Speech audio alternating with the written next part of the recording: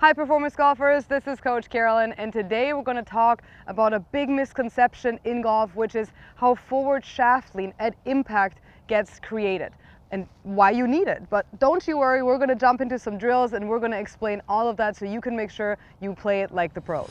All right, so forward shaft lean. I see this so much with my students that they assume you can just preset this forward shaft lean and this forward press in your setup, and this is kind of what it'll look like.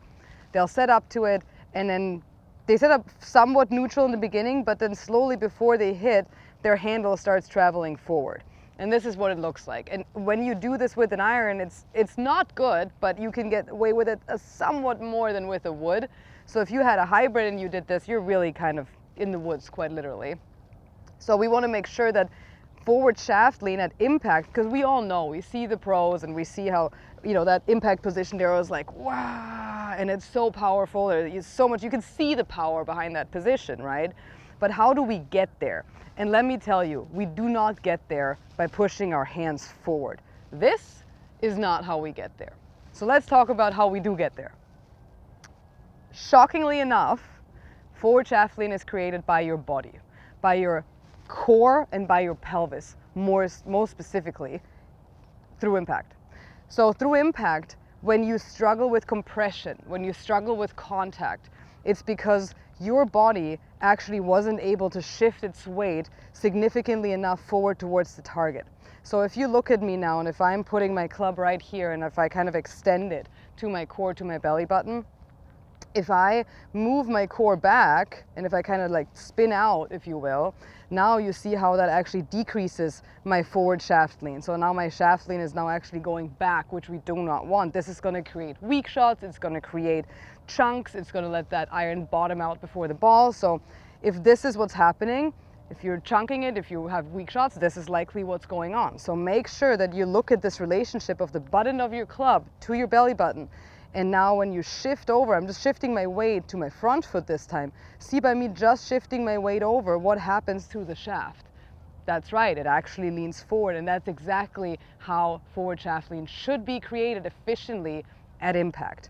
And it's not by my hands. I have not moved my hands. I'm going to put my hands on the club so you can see. Let's load our weight back.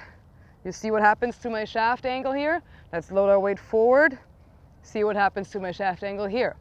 So that's why, if you're struggling with compression and with those weak shots, you're likely not transitioning well enough.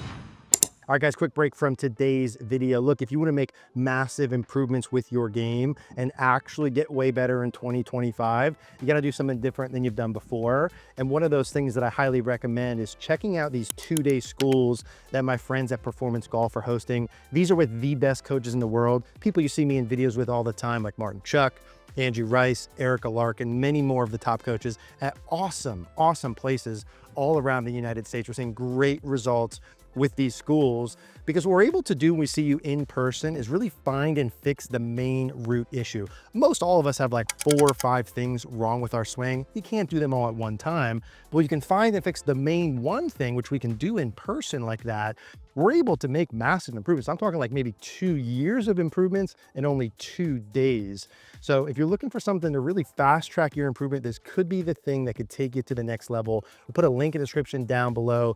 Check that out, see if there's a spot available in a location that works for you. So let's jump into a couple of drills, how we can make sure you get that feeling of transition better. Number 1 drill, narrow your stance. It's another thing that a tendency I see with a lot of amateurs, they have too wide of a stance. When this happens, and I encourage you to do this as you're standing there in your hallway and you're on the range, wherever you're watching this, make sure you take too wide of a stance. Humor me here. Now try to shift your weight, try to turn. You'll feel a lot more stagnant and like stacked over the middle. It's going to be much harder for you to feel that weight shift. Now let's narrow our stance a little bit and narrow it too much. Let's, again, exaggerate here. This is golf. We got to get these feels in. We got to exaggerate.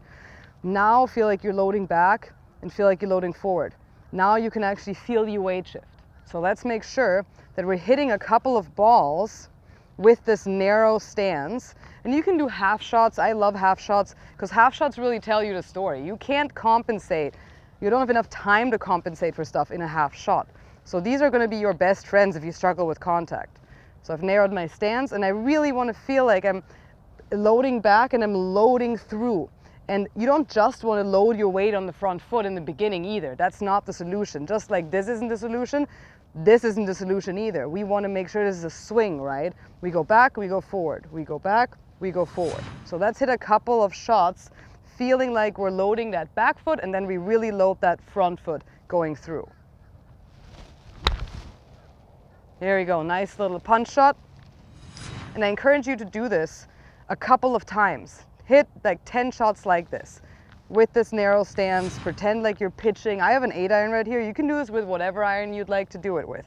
Shorter ones are going to be a little easier, of course. There you go. And if you slow this down, you will see that there is forward shaft lean for me because I've shifted my weight over to my lead foot. So again, if you're struggling with contact, make sure your weight shift happens, and make sure your weight shift, number one, you allow it to go back a little bit in your backswing so you can load into that back leg, and then it's really shifting to the front in your downswing, and you're really feeling like you have this high finish and you're standing up straight.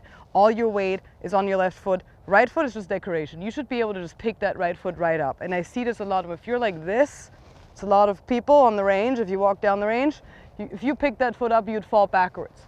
That's a feeling of yours.